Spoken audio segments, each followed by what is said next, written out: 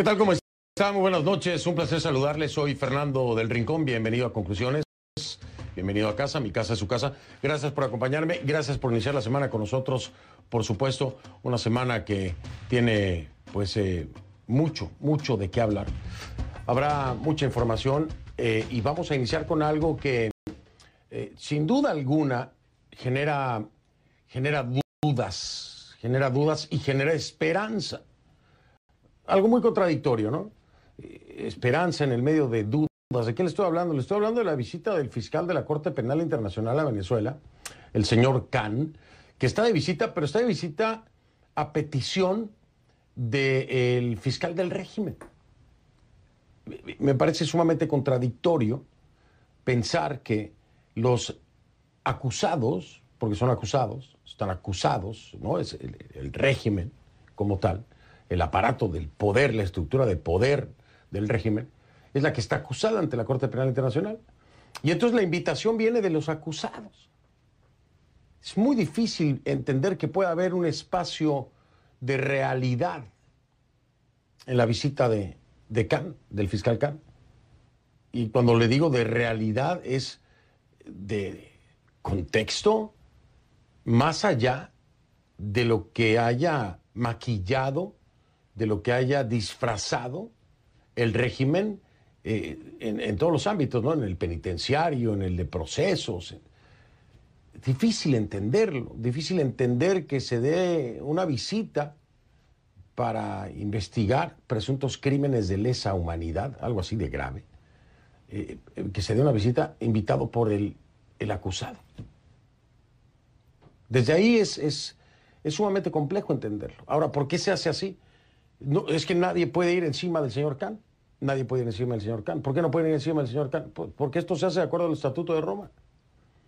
De acuerdo al Estatuto de Roma, tiene que venir la invitación por parte de lo que se calificaría como el Estado, ¿no? Estuvo en Colombia por invitación del presidente Duque. Está en Venezuela por invitación del régimen de Maduro, por invitación del fiscal del régimen. Y es la única forma en que puede hacer la visita.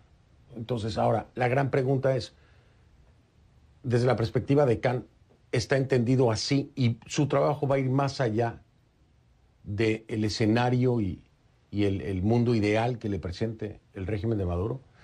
Esa es la gran incógnita, ¿no? ¿Hay esperanza? La hay. ¿Hay duda? Pues claro que hay duda. ¿Cómo no va a haber duda? Como hay duda de otros temas. Por ejemplo, ¿qué está pasando o qué podría pasar en el caso de Alex Saab, ya en los Estados Unidos? Para muchos, y yo se lo dije aquí, para muchos Alex Saab, la pieza clave, que iba a destapar todo lo que había que destapar para darle el cierre al régimen. Y yo le decía, no lo creo. Creo que va a ser un caso más. ¿Va a aportar información importante? Sí, pero va a ser un caso más. Tengo que decirle que desgraciadamente, por donde van las cosas, no me equivoqué. Por donde van las cosas, no me equivoqué. Pero vamos precisamente con eso, vamos a iniciar, si le parece.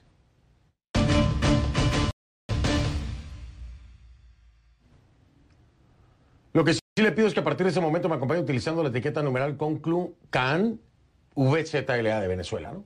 CONCLUCAN VZLA. Khan es el apellido del fiscal de la Corte Penal Internacional que está de visita en Venezuela. CONCLUCAN VZLA. Esa es la etiqueta, por favor. Importante, ¿eh? Sus comentarios con esa etiqueta CONCLUCAN VZLA para ver si toma nota. CONCLUCAN VZLA. Sus comentarios a mi cuenta en Twitter, @soyfdelrincón, @soyfdelrincón. Le repito el hashtag CONCLUCAN VZLA. A ver, pero le estaba diciendo lo de Alex Saab, ¿no? Que también tiene que ver con Venezuela, por supuesto. Un juez de la Florida, escuche lo que le estoy diciendo, con atención, desestimó, es decir, tumbó, a petición del Departamento de Justicia, 7 de los 8 cargos que enfrentaba en Estados Unidos Alex Saab. 7 de los 8. De los 8 que presentaban en contra de Alex Saab, 7 los desestimaron. Alex Saab es considerado por el gobierno de este país, de Estados Unidos, como el financista y testaferro de Nicolás Maduro. Los documentos judiciales señalan que los cargos fueron desestimados. ¿Por qué? Bueno, en virtud de las garantías que se le hicieron a Cabo Verde, donde estaba Saab, durante el proceso de extradición. Pero vamos con Ana María Mejía, que ha estado muy al pendiente precisamente de esta información que a más de uno lo tiene de cabeza. Ana María, ¿cómo estás? Buenas noches, saludos aquí en Miami, por supuesto. Bienvenida. Hola Fernando, muy buenas noches. Sí, es decir, ¿cómo le explicas tú a la gente que inicialmente se arma todo esto por el tema de la extradición que dura 16 meses? Alex Saab allí detenido en Cabo Verde mientras se negociaba todo el tema de cómo traerlo a Estados Unidos. ¿Cómo le explicas tú a la gente que luego de todo ese proceso logra llegar Alex Saab aquí el 18 de octubre y que eran 8 los cargos que se le habían imputado? Entre esos eran 7 por lavado de dinero y 1 por conspiración para cometer lavado de dinero. Hoy, cuando se esperaba que Alex Saab se presentara en la corte por segunda vez, esta vez ya no ante el juez John O'Sullivan, sino ante Edwin Torres, pues lo que se esperaba precisamente era que ya se empezara a hablar del tema de los cargos, se le imputaran formalmente, se dijera cómo se iba a declarar, porque ya el abogado había anunciado la semana pasada que él se iba a declarar no culpable. Así que todo eso se estaba esperando, pero sorpresivamente no se lleva a cabo esta audiencia, únicamente hay una conferencia entre el juez y el abogado que le pide nuevamente 2 semanas para que por favor le deje hablar con su cliente porque no han tenido la posibilidad debido a que Alex Saab aún no salía de la cuarentena, que ya estaba terminando la cuarentena. Recordemos que él viajó desde esta República Africana aquí a Estados Unidos. Entonces el juez le dice, perfecto, le doy ese tiempo, próxima audiencia, 15 de noviembre. Hasta ahí, ok, listo. No se han visto, necesitan hablar. Pero luego entonces sale esta bomba y ¿cómo le explicas tú a la gente? Que ya no van a ser 8 cargos, sino 1. Entonces, la explicación que nos dan estos especialistas, la gente que conoce del tema, y bueno, la explicación que se da brevemente en el documento que se entregan, es que el 7 de septiembre del año pasado, hace un poco más de un año, pues hubo una conversación entre los gobiernos de Cabo Verde y el gobierno de Estados Unidos. Y allí el gobierno de Estados Unidos se compromete con Cabo Verde a que no va a hacer, y aquí esto lo quiero leer exactamente tal como lo tenía el documento, dice, no será procesado ni castigado por más de un cargo de la acusación. Y todo eso con el fin de cumplir con la ley de Cabo Verde sobre la pena máxima de prisión.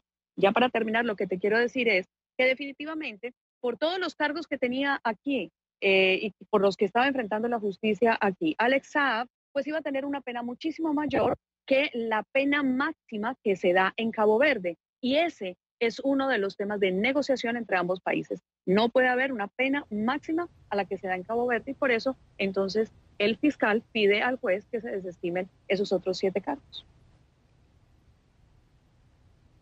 Sí, es que lo dices bien tú, ¿cómo explicarle a la gente?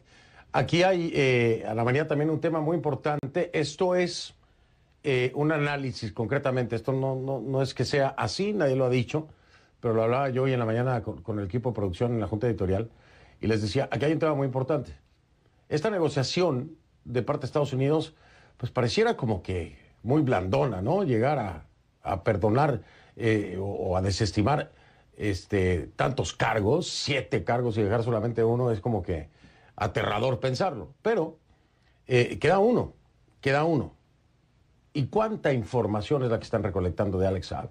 Definitivamente la información que puede aportar Alex Saab es tan valiosa que tal vez le da a los Estados Unidos entonces el espacio para decir, miren, ¿saben qué?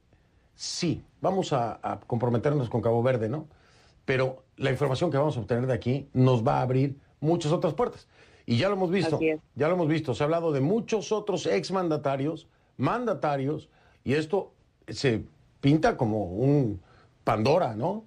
Haz de cuenta, porque empiezan a salir por todos lados, vinculados presuntamente con el tema de Alex Saab. Así que tal vez es por la información, muy valiosa, creo yo. Ana María, muchas gracias, que pases buena noche. Gracias, Fernando, igual. Tú también estás de acuerdo conmigo, ¿no? Por ahí la información es la que pesa más, yo creo. ¿Quién sabe?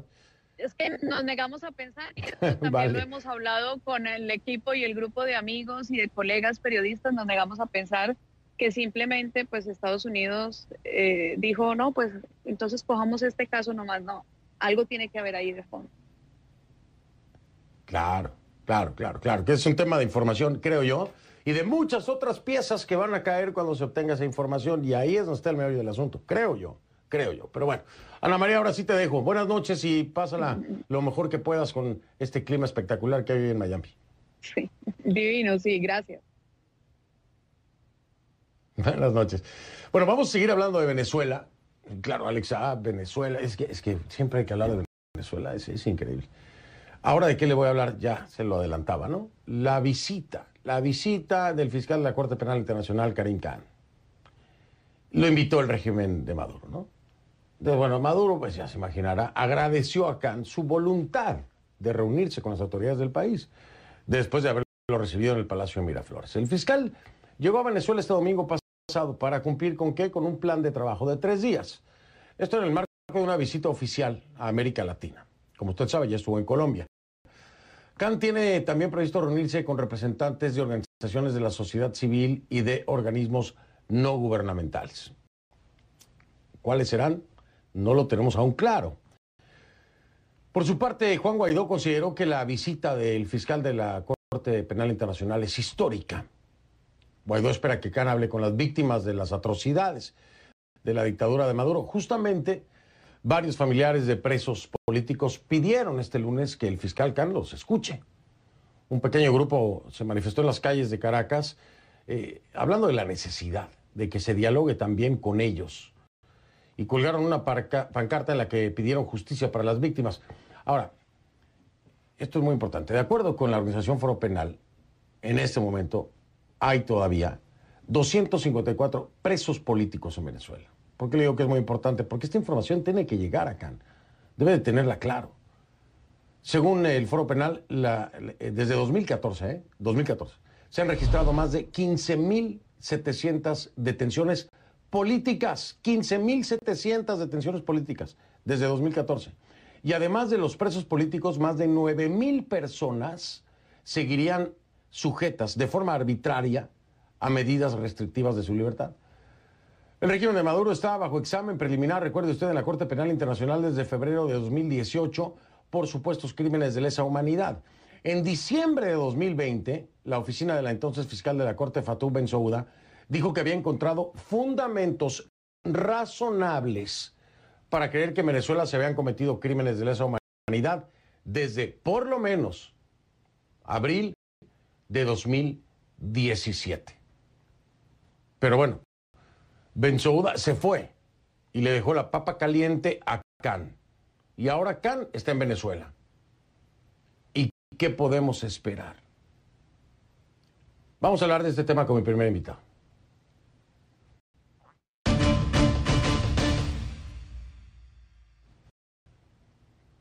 Para eso le doy la bienvenida a Alfredo Romero Mendoza. Usted sabe quién es, abogado, activista de derechos humanos y director ejecutivo de la organización no gubernamental Foro Penal. Alfredo, un gusto saludarte. Gracias por aceptar la invitación. Bienvenido.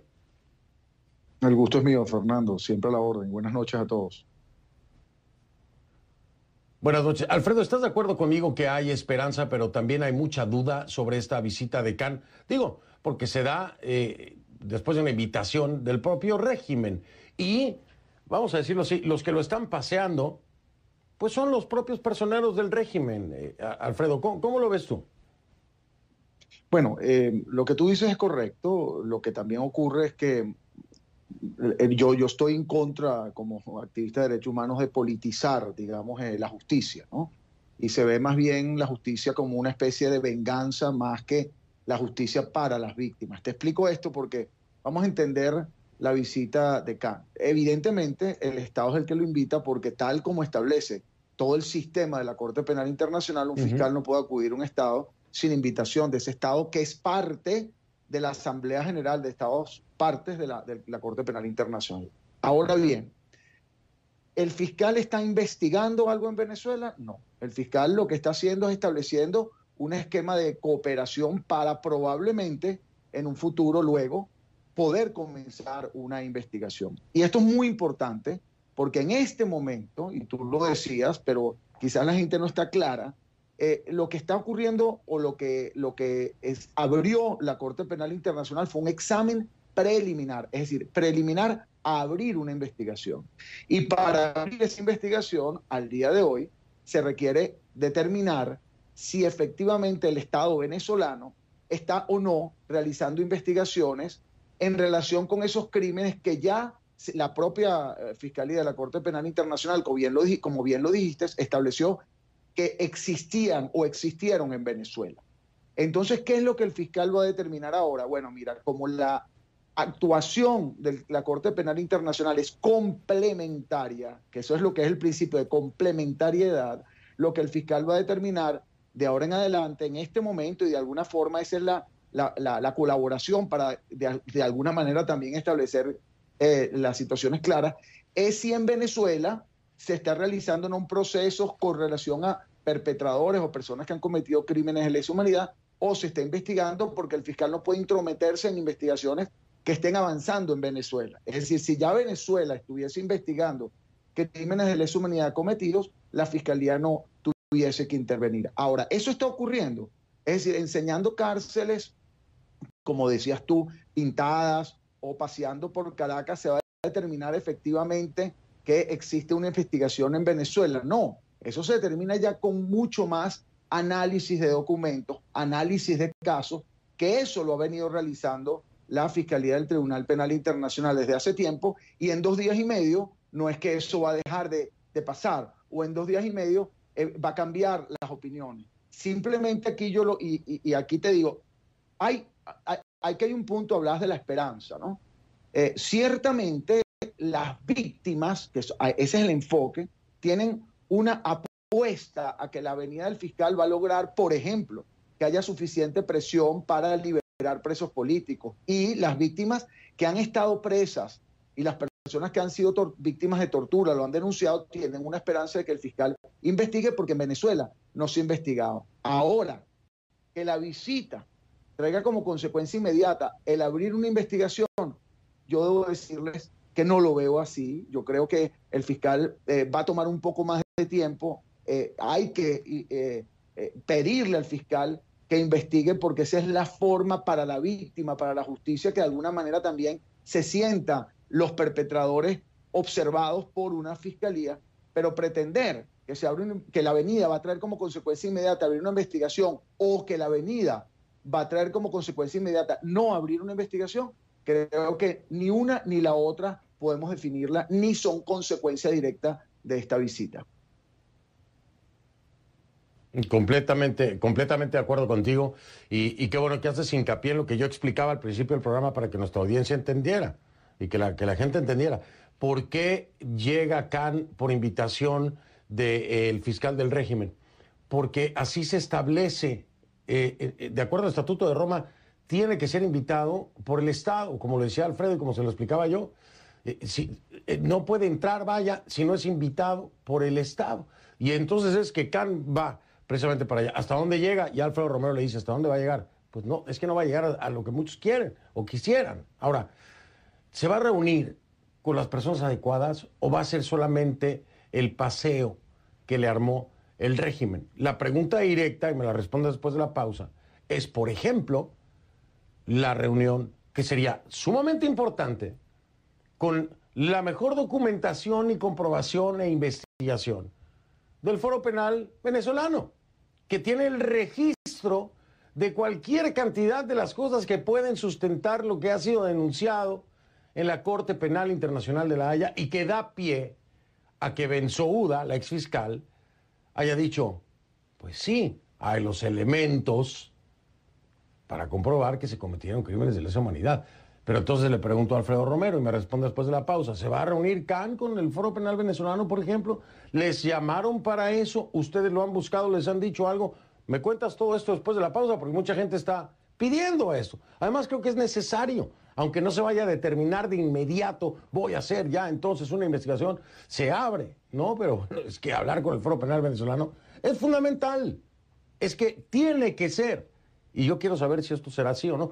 Y la gente seguramente igual. Regreso, Alfredo, para escucharte. Estoy con Alfredo Romero, director ejecutivo del Foro Penal venezolano.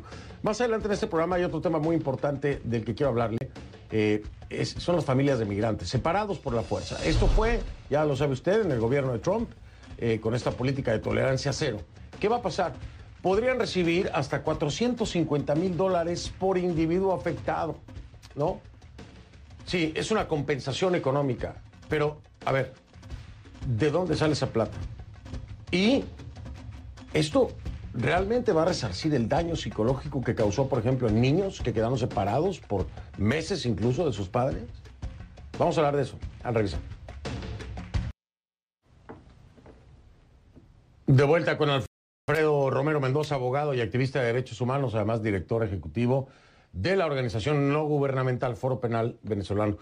Alfredo, la pregunta del millón y lo que todo el mundo está pidiendo, le están diciendo, fiscal Khan, reúnase con las organizaciones, reúnase con las personas, familiares que tienen testimonios, en fin. ¿Hay algo para el Foro Penal Venezolano con Khan? ¿Lo buscaron ustedes? ¿Khan se acercó? ¿No hay nada? Cuéntame.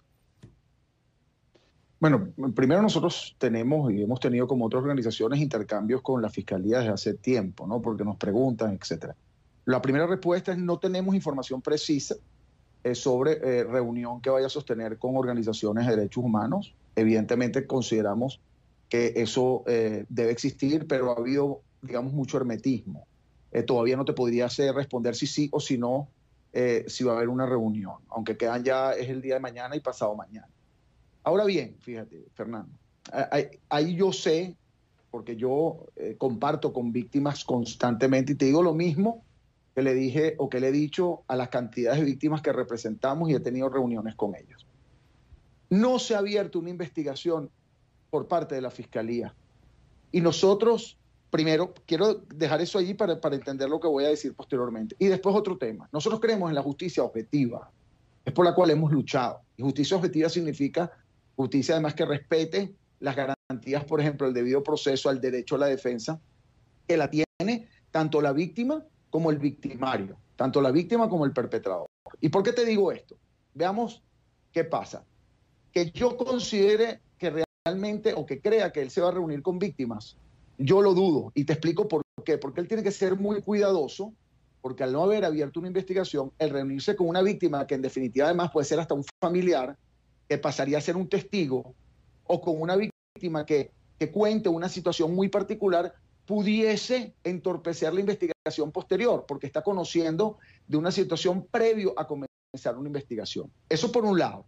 Él técnicamente, yo lo digo como abogado, incluso como abogado admitido ante la Corte Penal Internacional para litigar allí, te digo que él tiene que tener cierto cuidado en ese sentido. Por el otro lado, repito, no se ha abierto una investigación, entonces no existe todavía, digamos, la facultad para él hablar con una víctima y proceder entonces a investigar un caso específico. Y esto es muy importante. Por otro lado, hablo de justicia objetiva. Bueno, la justicia objetiva implica que si tú te reúnes, oyes un testimonio, pues tienes que también oír a la otra parte de alguna forma y tienes que establecer cierto balance. Entonces, yo no, fíjate, yo no puedo ahorita opinar de si el fiscal va a abrir una investigación, digas, si va a ser bien o mal, si va a ser bueno o malo, no lo conozco como para tomar esa determinación, pero sí te puedo decir que si se quiere y si se piensa en la justicia como mecanismo de paz social, como mecanismo de solución de conflictos y como mecanismo de satisfacción y de reparación de las víctimas y no como venganza política, pues se tiene que esperar que haya precisamente el respeto a esas garantías de todo procedimiento. Y te lo digo porque veo mucho posiciones políticas en relación con el fiscal. Pensar que el fiscal del Tribunal Penal Internacional es una figura que va a solventar los problemas del país, que no se han solventado desde el punto de vista político por parte de los factores que sea, porque no han logrado los objetivos propuestos o porque el régimen continúa o porque lo que quieran, que el fiscal sea el factor para solventar un problema político, están totalmente equivocados si eso es lo que se espera. Esas expectativas de que el fiscal es el factor casi que motor para la reconstrucción de un país, eso es totalmente errado. El fiscal viene, y es lo que nosotros esperamos además, para si acaso se abre una investigación, que consideramos incluso que sería bueno para todos los factores venezolanos,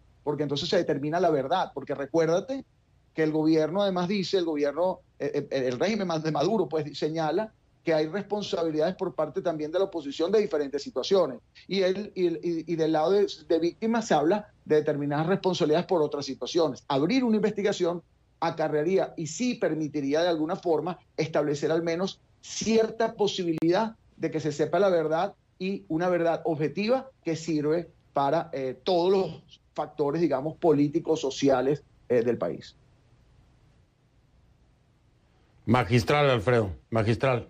Muchas gracias por traer este planteamiento alejado de la política. Estoy intoxicado, y me imagino que tú también, intoxicado de escuchar, leer editoriales, opiniones, declaraciones, donde efectivamente solamente hay aproximaciones políticas con la presencia de Khan en Venezuela. Y es cierto lo que dice Alfredo Romero, este es un tema de justicia, no de posiciones políticas, no. Y de verdad lo que dice Alfredo es muy importante. Un mal paso del fiscal Khan, con una reunión que no debía ser desde el punto de vista legal, a cualquier otro fiscal lo hace tener que recusarse del caso, porque ya no puede seguir con él porque no siguió el proceso. Esto también es muy delicado y muy importante. Alfredo, ha sido un gusto, de verdad. Mil gracias por esta explicación y planteamiento para que todo el mundo lo entienda desde otro punto de vista. Desesperación hay, claro que la hay, pero las cosas también se tienen que hacer con cuidado, porque si no, entonces no se hacen. Te mando un abrazo, Alfredo. Muchas gracias, Fernando. Igual, hasta luego. Gracias a todos. Gracias a ti. Hasta luego. Gracias, es Alfredo. Alfredo Romero Mendoza, director ejecutivo de la organización no gubernamental Foro Penal. Lo único que sí le digo, rápido, ya me voy a ir a la pausa antes de que me mate JJ. Lo único que sí le digo a usted allá en casa, a mí me sigue pareciendo completamente absurdo a través del Estatuto de Roma y como todos estos acuerdos que hay, que cuando se hable de crímenes de lesa humanidad, sea el Estado el que tiene que invitar a un fiscal al país. Porque normalmente a los que acusan de crímenes de lesa humanidad son a los estados, a los aparatos gubernamentales, a los que tienen el poder. Entonces, aquí tendría que haber una renovación y cambio donde, ok, sí, lo tiene que invitar el Estado, pero también lo puede invitar una organización como Foro Penal Venezolano, para que pueda responder a parte y parte, porque si no, de entrada está completamente desequilibrado. Responde y le permite el Estado señalado como opresor visitar el país, pero las víctimas no le pueden pedir entrada, no le pueden autorizar entrada y no tienen acceso al fiscal. Es absurdo. Y esto ya no es un tema de Venezuela ni del régimen, es un tema de los organismos multilaterales. Tienen que cambiar, porque si no, no hay un balance, es completamente desequilibrado. Lo está haciendo hoy. No por culpa de Khan, es por el estatuto. Tienen que cambiar. Y lo mismo le pasa a la OEA, y lo mismo le pasa a la CIDH. Tiene que haber una renovación para que se encuentre un equilibrio. Ese es mi editorial. Voy a hacer pausa. Ahora sí, JJ, mi productor, que me mata por los tiempos. Ya regreso. Vamos a hablar de las familias de migrantes separados en la frontera y el dinero que podrían recibir. $450,000 por individuo afectado. Todo esto por la política cero de Trump. ¿Y esto soluciona las cosas o no? ¿Y de dónde viene la plata? Ya ven.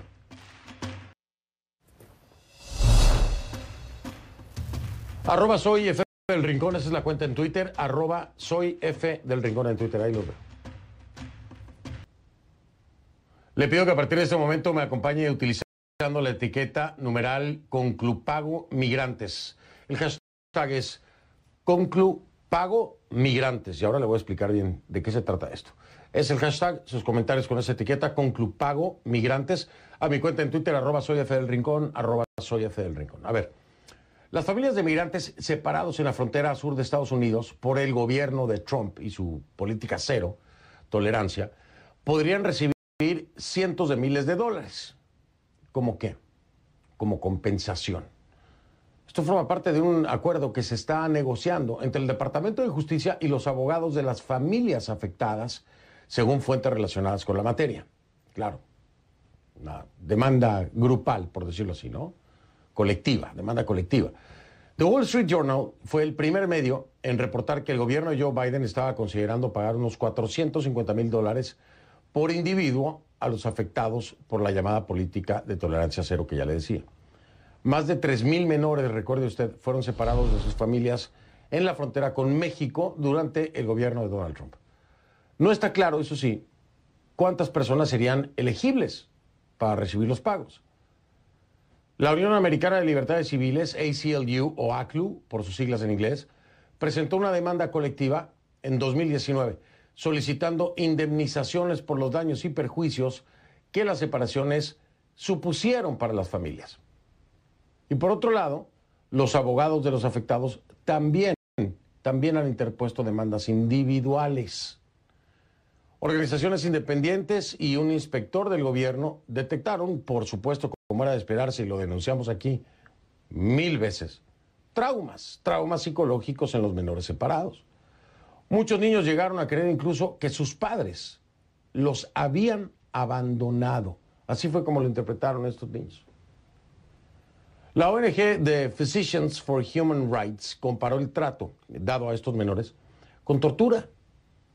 Y sí, fue una tortura, a final de cuentas. Y la Academia Estadounidense de Pediatría le dijo a CNN que la práctica, pues, caía en la categoría de abuso infantil. El Departamento de Seguridad Nacional refirió a CNN al Departamento de Justicia. Y estos declinaron hacer comentarios al respecto. Por su parte, exfuncionarios del gobierno de Trump han criticado duramente la iniciativa, mientras que el de Biden mantiene su compromiso de reunificar a las familias afectadas. El Grupo Especial de Trabajo creado con ese fin ya ha logrado reunificar a 50 niños migrantes con sus padres. Bien, pero falta. Vamos a hablar de esta potencial indemnización que ha causado tantas reacciones y otros alcances, ¿eh? Hay otros alcances que aquí nos están hablando y ahora le voy a hablar con mi invitada. Vamos con ella.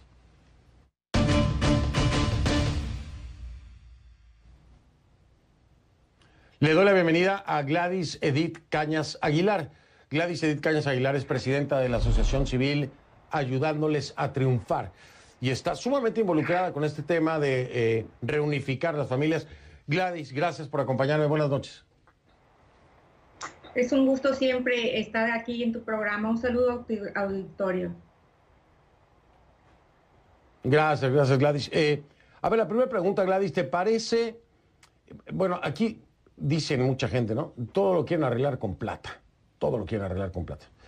Pero bueno, al final de cuentas, esta es una forma de tratar de resarcir un daño que difícilmente creo que por dinero vaya a cambiar el trauma de un niño. Tendrá que ser terapia y muchas otras cosas más.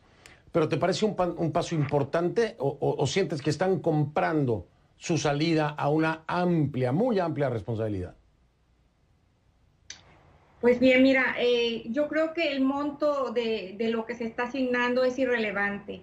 Yo como madre de familia te puedo decir que ningún monto pagaría las lágrimas de un hijo, la desesperación, la angustia, la incertidumbre, el miedo de no volver a ver a mis hijos, de separarme de hijos, de quitarme el derecho inalienable de cuidarlos, de amarlos, de protegerlos y de darle un seguimiento a ese crecimiento de los niños. O sea, el monto, la verdad que yo plantearía la pregunta, ¿cuánto sería lo justo para un padre de familia por haberlo separado 1 año, 2 años, 6 meses, lo que sea, los días que sean? Un día pudo haber sido, pero es realmente criminal separar a los niños de diferentes edades del núcleo familiar que los acoge, que los ama y que los ve crecer y que en ellos se sienten los niños protegidos, estando en un lugar donde hay gente extraña, donde eran las famosas jaulas que les llevaban, todo ese miedo que tuvieron que pasar, toda esa angustia, todas esas lágrimas de los niños, no se puede pagar con ningún dinero. Se deben de apegar. Yo estoy completamente de acuerdo contigo sobre... Perdón, sí. Termina. Sí, se deben de pegar más a los procesos que vayan apegados a la ley, que sea prioritario la reintegración de los niños privados del cuidado parental, que las soluciones vayan basadas en la familia, en la comunidad, que establezcan medidas necesarias para establecer condiciones legales, políticas, financieras, que permitan opciones de acogimiento alternativo adecuado, que estén sujetas a revisión y control de las autoridades correspondientes, que promuevan, que respeten, que protejan, que garanticen los derechos de los menores. No se vale jugar con la vida de los menores, no se vale implementar políticas que afecten a los menores y que atenten hasta a sus derechos humanos. Estoy completamente de acuerdo contigo. Además, a ver, ¿cómo quitarle el trauma a un niño que nunca entendió lo que estaba pasando y pensó que sus padres lo habían abandonado? Esto es una marca, es una cicatriz que va a quedar en él toda la vida. No hay plata que pueda arreglar eso. Primero, por un lado. Pero has entrado en un terreno en el que yo quería entrar, Gladys. Esto es muy importante. Porque si la plata, el monto y si el dinero viene de los que pagamos impuestos o no, que es otro debate aquí a nivel interno, ¿no? Es decir, ¿por qué con mi dinero ahora vamos a pagar, pues con mis impuestos, con el dinero de mis impuestos, vamos a pagar el error de una administración que fue intolerante con el migrante? Pero eso es otro debate completamente aparte. Yo lo que voy es en el ámbito legal. Esto es muy interesante, lo que dice Gladys. A ver, si esto hoy se tipifica y cabe dentro de la legislación estadounidense como un delito, como un crimen en contra de estas familias, en contra de estos menores, si en efecto es reconocido como abuso infantil, si llegara a darse ese escenario, yo tengo entendido que de acuerdo a la legislación de este país, cuando un migrante es víctima de un estadounidense, no se diga más, del sistema, tiene derecho a obtener un estatus legal en este país. Así es como se maneja. Esa es la ley migratoria. Si yo soy agredido por un ciudadano estadounidense y cometen un crimen en mi contra, tengo derecho a tener un estatus legal en este país. Esa es otra cosa que no tiene que ver con plata. Gladys, ¿crees que este sea un ángulo que deben empujar y explotar los abogados que hoy están representando a estas familias, a estos niños y a estos grupos? Me lo dices después de la pausa, si te parece. Pero de acuerdo a la legislación esto es así. De acuerdo a la legislación así es. Más que plata, tal vez eso. No lo sé. Gladys Edith Cañas Aguilar me responde después de la pausa. Ya regreso.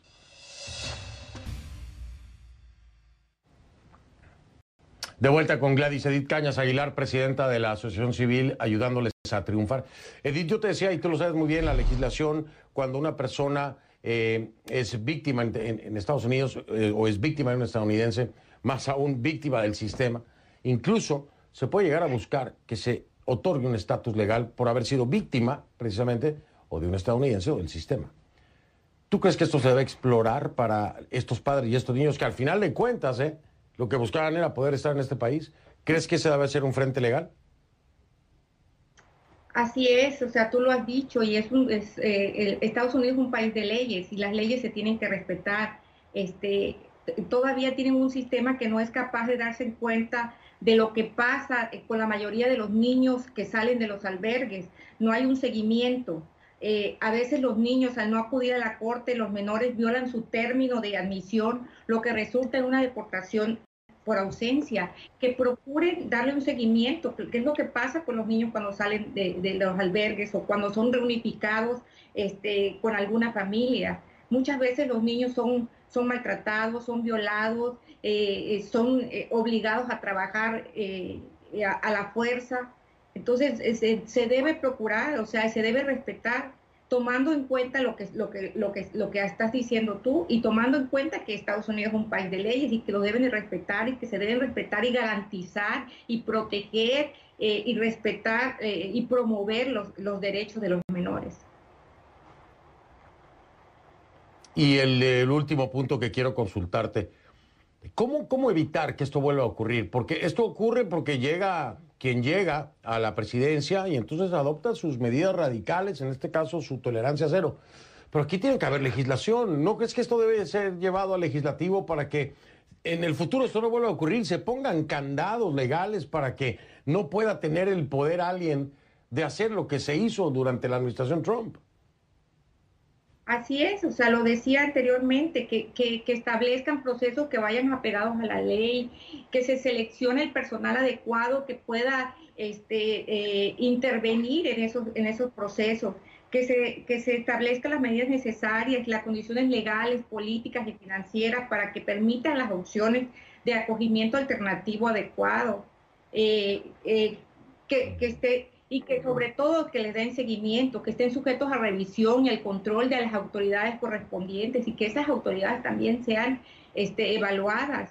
Es necesario que sean evaluadas también de acuerdo a su perfil para que puedan también ellos cuidar y velar por los derechos de los niños. No se vale que vean a un niño llorando y que no puedan hacer nada. No se vale que jueguen con la vida de un ser humano. No se vale que se den este tipo de situaciones, que fue insólita, que los niños hayan sido separados por una política de tolerancia cero y que siendo una falta administrativa entrar irregularmente al país sea un delito federal y que tenga que ser llevado a proceso y sobre todo que tengan que ser separados sus hijos de ellos.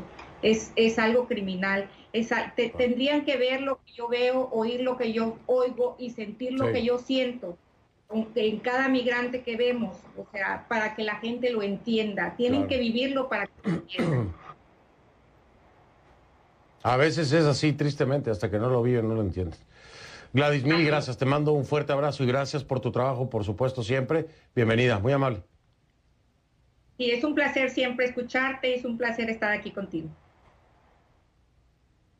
Gracias, Gladys Edith Cañas Aguilar, presidenta de la Asociación Civil Ayudándoles a Triunfar. Me acompañó, ya vengo. Soy Fernando del Rincón. Si no lo vio en Conclusiones, no lo vio. Y yo lo veo mañana, si quieren. Gracias.